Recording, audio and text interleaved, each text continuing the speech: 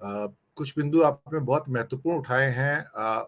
मैं भी समझता हूँ कि वही महत्वपूर्ण बिंदु जो हैं वो शायद एक साथ होकर एक मोदी जी के फॉर्मिडेबल अपोजिशन का काम करेंगे। जातिगत जनगणना है, इसमें भ्रष्टाचार एक बड़ा मुद्दा है जो अब बीजेपी के ऊपर चिपट गया है। जिस मुद्दे ऊपर 2014 में बीजेपी आई थी सरकार में, आज वही मुद्दा बीजेपी के लिए गले की फांस बन गया। जगह जगह, state after state, even Maharashtra के अंदर सबसे भ्रष्ट सरकार जो बताई जा रही है, ये शिंदे और फडणवीस की सरकार बताई जा रही है। महंगाई और बेरोजगारी के अलावा एक ओपीएस का मुद्दा भी इनके गले की फांस बन गया। ओल्ड पेंशन स्कीम भी अब आज भी पेपरों में बहुत प्रमुखता से खबर आई थी कि BJP is having a rethink on the subject, कि ये गले की फांस ऐसा बनाए जो उनकी हो सकता है गद्दी समेट कर ले जाए।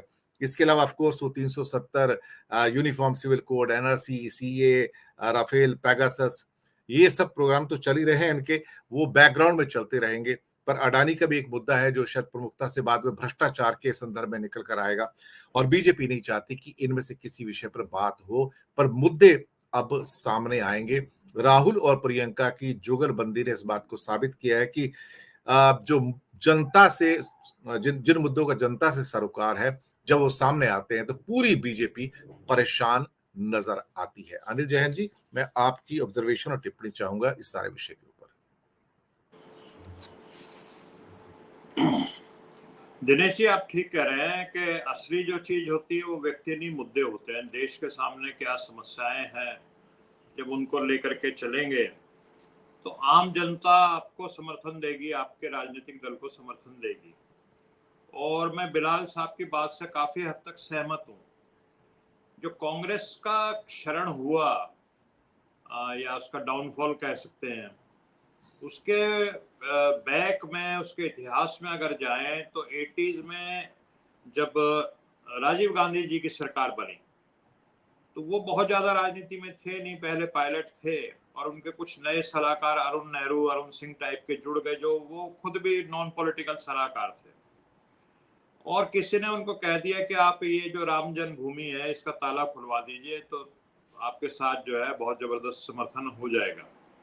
और 1949 में जो राम जन्मभूमि का जो मुद्दा उभरा था वो बिल्कुल शांत पड़ा था, लेकिन 30-35 साल के बाद वो मुद्दा दोबारा से, राम जन्मभूमि का जो दरवाजे खुल करके उसको दोबारा से कर दिया जाता, तो उससे बीजेपी को ताकत मिलनी शुरू हो गई।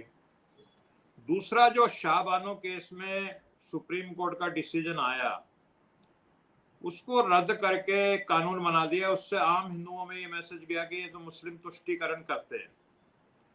तीसरा जो मामला हुआ, जब मंडल कमीशन की रिपोर्ट लागू हुई तो फिर सलाहकारों ने उनको पता नहीं राजीव जी को क्या सलाह दे दी, तो राजीव गांधी जी ने संसद में मंडल कमीशन का 2-2.5 घंटे की अपनी स्पीच दी और उसका विरोध कर दिया। उसके बाद से कांग्रेस जो है वो थोड़ा, जिसको कहते हैं ना, डरी डरी सी, और उसके बाद ऐसे चलने लगे।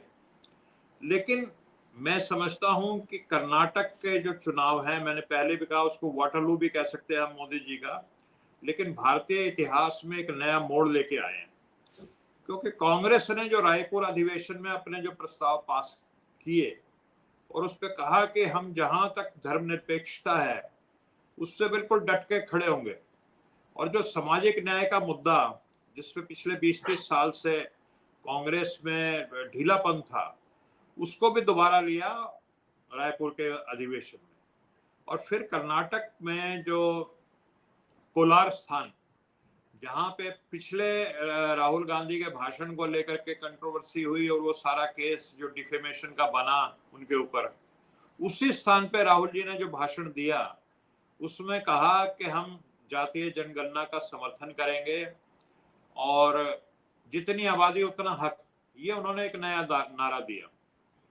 इसी कोलार में सर इसी कोलार में नरेंद्र मोदी ने भी सभा की, और भारतीय जनता पार्टी कोलार कॉन्स्टिट्यूंसी में नंबर 3 के प्लेस पर आई है, पहले और दूसरे पे नहीं आई है, ये भी मैं बता दूं। 48 स्थान ऐसे हैं कुल मिला के, एग्जैक्ट मैंने कल पूरा एक एपिसोड किया है, 48 स्थान ऐसे हैं कर्नाटक में जहां भारतीय जनता पार्टी तीसरे या चौथे स्थान पर आई है। चौथा स्थान कैसे, एक निर्दलीय बीच में आ जाते हैं। और सुनने में आया कि 30 से अधिक स्थानों पर भारतीय जनता पार्टी की जमानत जब्त हुई है सर। ये आपके लिए भी एक खुशी की खबर होगी कि इतनी जी, बड़ी जी, इसके संख्या में एडमिट कार्ड जमानतें हो दीजिएगा, हम सकती शेयर है। करेंगे और जगह भी।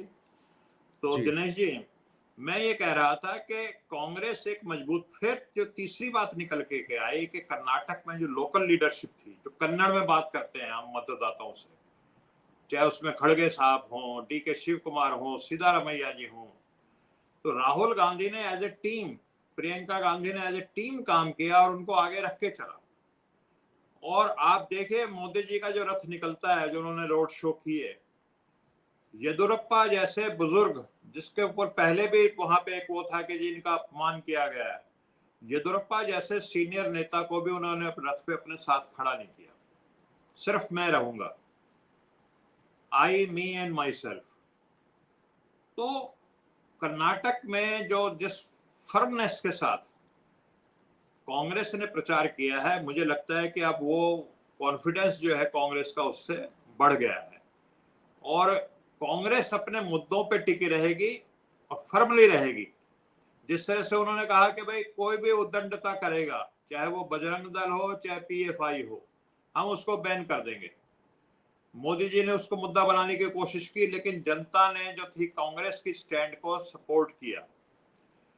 और मैं दिनेश जी आपको बताना चाहता हूं कि कर्नाटक में बीजेपी ने, मोदी जी ने, या वहां की जो भी लोकल गवर्नमेंट थी, उसने कुछ शेड्यूल कास्ट के जो जो अति जिसको होते हैं ना, जैसे बिहार में हम महादलित बोलते हैं जिसको, जी, तो कर्नाटक में ऐसे शेड्यूल कास्ट को लेफ्ट एंड राइट के उसमें बांटते हैं। तो लेफ्ट शेड्यूल कास्ट के लिए बहुत अच्छे ऐसे काम किए थे जो काफी भले के थे, और शेड्यूल ट्राइब में भी बहुत काम किया था उन्होंने। और उनको उम्मीद जी, थी कि अब की बार ऐसे जहां पे लेफ्ट शेड्यूल कास्ट के लोग होंगे या शेड्यूल ट्राइब की जो सीटें हैं उन पे हम अच्छा करेंगे। लेकिन जिस प्रकार से कांग्रेस दोबारा से सामाजिक न्याय के मुद्दे पर एकदम बिल्कुल अंगद के पांव की तरह उन्होंने अपने पैर जमा लिए और खुल जी, करके बोला है, उससे शेड्यूल ट्राइब की वो वाली सीटें जिन पे बहुत ज्यादा उम्मीद कर रही थी भारतीय जनता पार्टी, और शेड्यूल कास्ट लेफ्ट वाली सीटें जिन पे भारतीय जनता पार्टी बहुत ज्यादा उम्मीद करके चल रही थी, वहां पे भी भारतीय जनता पार्टी का सफाया हो गया। आप आंकड़े जानते हैं, आपको ज्यादा मालूम होगा। जी, और मुझे लगता है कि अगर भविष्य में 2024 की अगर हम बात करें, तो जिस तरह का एटीट्यूड, जिस तरह का बर्ताव राहुल गांधी का है, इससे पहले भी सोनिया गांधी को जब प्रधानमंत्री बनाने का ऑफर था तो उन्होंने मना कर दिया, मनमोहन सिंह को आगे किया। तो जो एटीट्यूड राहुल गांधी दिखा रहे हैं कि मेरे को प्रधानमंत्री बनना इतना महत्वपूर्ण नहीं है, महत्वपूर्ण ये है कि ये देश खुशहाल हो, इस देश में प्रगति हो, इस देश में जो नफरत के बाजार खोले जा रहे हैं वो नफरत के बाजार बंद हो और उसमें मोहब्बत की दुकानें खुले। इस देश में जो दलित और पिछड़े और आदिवासी हैं, उनको जो उनका हक है, जो हाशिए पे धकेले गए हैं, उनको मेन स्ट्रीम में लाया जाए। तो इन बातों के साथ जो फर्मली खड़े हो गए, और अब ये भी सुनने में आ रहा है कि वो एक गुजरात से असम तक एक और पदयात्रा की तैयारी कर रहे हैं। तो उससे एक अलग किस्म का नॉर्थ इंडिया में माहौल बनेगा, जब गुजरात, मध्य प्रदेश, झारखंड, बिहार, उत्तर प्रदेश होते हुए बंगाल और ये असम तक पहुंचेगी उनकी पदयात्रा। तो एक नया, जिस देश में कहते हैं कि नव जागरण होगा लोगों के बीच में। और 2024 में मैं समझता हूं कि जिस तरह से कर्नाटक में एक कलेक्टिव लीडरशिप और मुद्दों के ऊपर चुनाव लड़ा गया, वो एक मॉडल बन चुका है, और 2024 का चुनाव भी कलेक्टिव लीडरशिप और मुद्दों पे लड़ा जाएगा। दिनेश जी। जी, बिल्कुल।